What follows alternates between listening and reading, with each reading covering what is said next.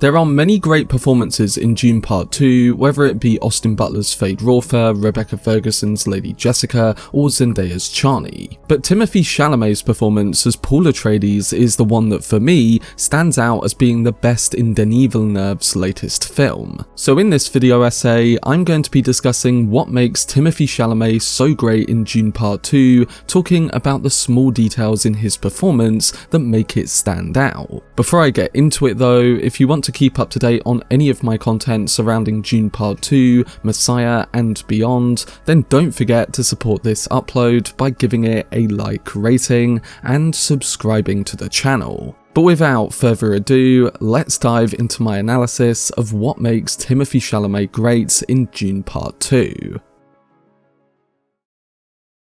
Timothée Chalamet truly shined in his role as Paul Atreides in the first Dune film. He managed to convey the character's internal struggles and development flawlessly, adding a layer of depth and vulnerability that enhanced the overall narrative. But while his performance in the first film received high praise from both critics and audiences, I think the actor took it up a notch in Part 2. Widely recognised as one of the most talented actors of his generation, Chalamet cements his status as a versatile and reliable performer, and his portrayal of Paul in Part 2 solidifies any doubts about his ability to deliver a captivating and powerful lead performance, especially with the film's chilling conclusion. He's not just getting rave reviews from critics though, because we're seeing that Dune Part 2 is making big numbers at the box office, raking in more than $500 million in just a few weeks, and a lot of that crowd have praised what the actor has pulled off. The kind of success that Chalamet's having here reminds me of what happened with Leonardo DiCaprio back in the day when Titanic first came out in theatres. Now yes, us cinephiles know that Chalamet was a rising actor that had displayed great performances in many different types of films earlier on in his career, but it's a role like Paul Atreides in a seminal blockbuster event, a science fiction epic of a generation that can propel a career to new heights. And for Chalamet, I think his leading role in Dune Part 2 is exactly that. It's not the kind of role that you compare to DiCaprio in Titanic, because it's not the protagonist we're used to seeing in these big narratives or, for instance, other blockbuster events that focus on chosen one storylines. Frank Herbert, the author of Dune, aimed to create a magnetic leader, a messiah you'd willingly follow for all the right reasons. However, for this charismatic protagonist to then initiate a galactic holy war, fully aware that it would result in the deaths of billions, was a concept that proved difficult for audiences to grasp. It unsettled many, and Paul was a hero who didn't fix everything. He doesn't succumb to the dark side akin to Anakin Skywalker in the Star Wars prequels, and he doesn't transform into an outright villain. Instead, he seeks a narrow way through the numerous terrifying potential futures and resolutely shapes his actions to align with that path, even if it entails marrying the princess right in front of the woman he loves, or declaring himself as the Fremen's prophesied Messiah, despite being aware that the prophecy is a Bene Gesserit story. It's a much more intricate journey than that of a tragic hero battling to avenge his father's killers. This approach called for an actor who could yes portray innocence and affection at times, but one who could also depict a change through anger, fear and power. And in my opinion, Chalamet rose to that occasion. He effectively portrays the internal conflict of a young man thrust into a messianic role, striving to reconcile vengeance with moral duty. His performance anchors the film, and every bit of emotion or nuanced response from him effectively sells the high concept nature of Herbert's character. We've seen Timothée Chalamet evolve as an actor over the last couple of years, going from performances in Call Me By Your Name, Wonka, The King, Beautiful Boy, and the first Dune. Each has been great in its own right and brought a different kind of performance from him, but I've waited to see Chalamet really expand on the way that we saw an actor like DiCaprio do after his role in Titanic. Essentially give us a truly raw, dramatic, and powerful take on a big leading role that really brings that next level of performance performance out of him. And Paul Atreides in Part 2 is that kind of performance. In the first Dune, we are introduced to Paul as a timid young boy who doubts his ability to follow in his father's footsteps as the Duke. However, after experiencing prophetic dreams, he starts to realise that he might have a greater purpose, and that purpose is one assigned with the prophecy of a messianic figure. In Part 2, viewers witness this destiny unfold, completely changing Paul's life and how he, as the Kwisatz Haderach, is looked at with a critical eye. The film poses the question, is Paul the chosen one or just a product of a self-fulfilling prophecy? And are extremely old religious stories being used to control the masses? While it's gratifying to witness Paul get his revenge after the events of the first film, he grapples with haunting visions of the impending holy war and doubts his own fate. The morality in Dune isn't clear-cut, and some may overlook or misinterpret the movie's deeply ambivalent conclusion. Denis Villeneuve dedicates the same amount of time to Paul's emotional growth, evident in the stark change from the inexperienced youth we see at the start of Dune to the confident, almost commanding figure Chalamet portrays in Part 2. The director collaborates closely with DP Greg Fraser and his crew to create powerful differences between the various characters and groups, alternating between brightness and darkness, showcasing expansive views of the sun-drenched Arrakis and the more intimate close-up shots too. And a lot of his filmmaking, the intimate work and tonal contrasts would not be as effective as they were without the driving performances they focus on capturing. Timothy's performance is at the very centre of that, and to lead a film and story of this scale, importance, and really have those scenes and moments of screen power is just very telling. Paul transitions from a hesitant young boy to a courageous warrior within the Fremen community before ultimately understanding his fate as Lisan al-Gaib, destined to instigate change. But the journey as a messiah brings about challenging times, and Chalamet's portrayal demonstrates how perfect he was for that role. For a good chunk of the film, his acting is subtle, conveying a reserved, embracing, and emotionally conflicted person that builds on what we saw in Part 1. The early moments of him and his mother understanding their new roles and the Fremen way of life will of course mean that they will have to change in big ways. But there's also smaller, more intimate moments between them where they show that this transition has already begun. Paul telling his mother that they will have to convert the non-believers, and then switching his performance from being affectionate in one moment to enraged in the next, yes, sets up his turn, but it also communicates the troubled nature of his destiny. Yes, he embodies the archetype of the chosen one and seeks guidance from the Fremen, but he reluctantly accepts his destiny and refrains from assuming the role of their messiah or leader.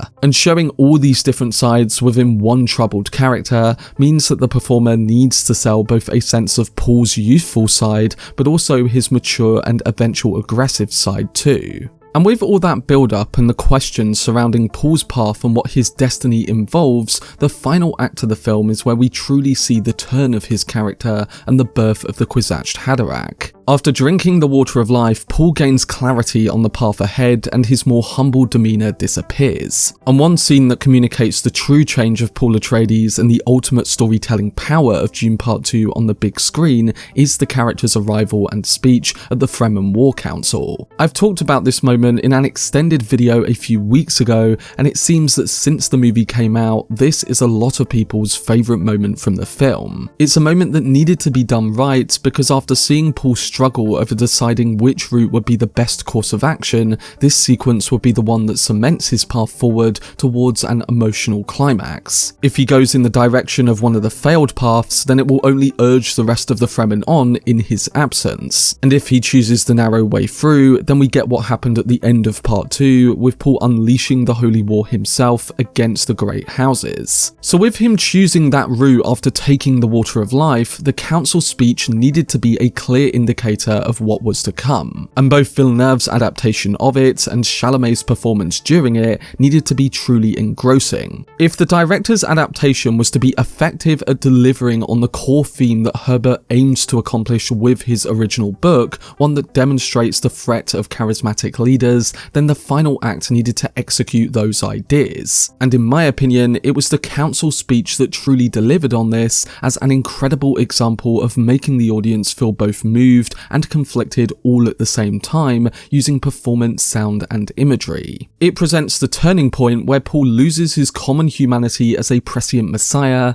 takes upon the mantle of Lisan al-Gaib and commits to the holy war, whatever the cost. Chalamet's Paul strides into the council of leaders, spits on the Fremen tradition that demands he kills Stilgar to take his place, and speaks before he is allowed to speak. The actor, just in his determined walk, a complete change from the more adventurous movements that we'd seen from him prior, demands attention from everyone there and everyone watching the film on the big screen. It's a moment that is one part frightening and another extremely thrilling. And it needed to be both because Denis has to keep the audience on Paul's side come that final battle and confrontation. His performance goes up a notch as he delivers a rousing speech in Jacobsa, convincing the entire Fremen and the audience that he has took on this new path. Now that Paul can see the way, it was this moment where a performance needed to deliver authority and present an aspect of fear as well. It couldn't be ever shifting as it was before, it had to be fully commanding. And the way Chalamet alters his voice from an almost whispery one at first to a now authoritative one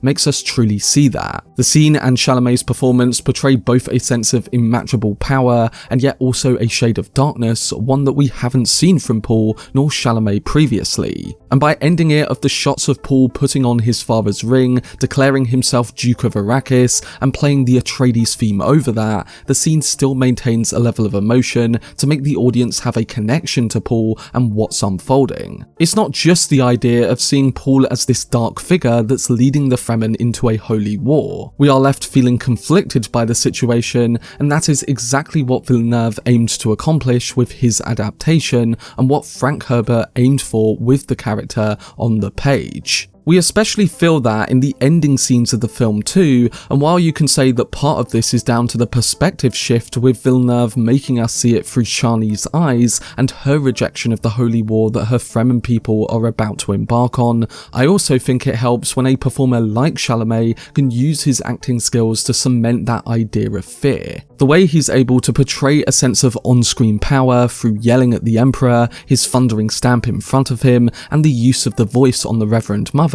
is really impressive considering he's not the most physically imposing actor. And for me, it's because he communicates it through all the other aspects of his performance in that moment. His walk, his speech, and the emotion he communicates with his face help him embody the role of that messianic figure. Yes, he does take on a more physical role at times, like with the Sandworm ride and the climactic knife fight with Fade, but it's the more emotive elements, the expressions and glances he gives in those final scenes that communicates that sense of fear and power. You don't often see this level of performance from a leading figure in a typical Chosen One blockbuster narrative, but I guess we're lucky to have an actor like Chalamet take on this kind of role. I think he gave a once-in-a-generation performance when it comes to event blockbuster filmmaking, and I think the actor taps into a raw and authoritative side of himself that was not present in the first installment. While Chalamet shares the screen with a multitude of legendary actors, he's the performer who captivates the audience the most and commands every frame. And with his performance staying in touch with the source material, he effectively portrays the dark destiny assigned to the arc of Paul Atreides.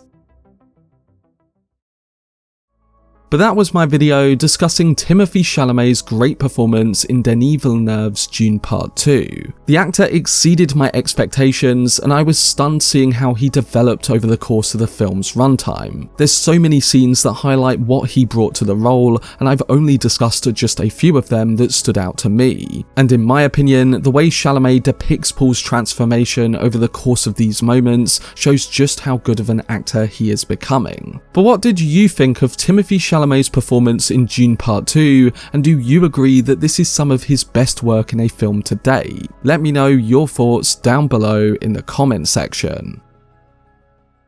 For much more videos and news on Denis Villeneuve's Dune universe, then subscribe to the channel and turn on your notifications. Also, if you enjoyed this video, remember to leave a like rating and follow me on social media via the links in the description. But anyway, I hope you guys enjoyed it. I've been Cortex, and as always, make some noise.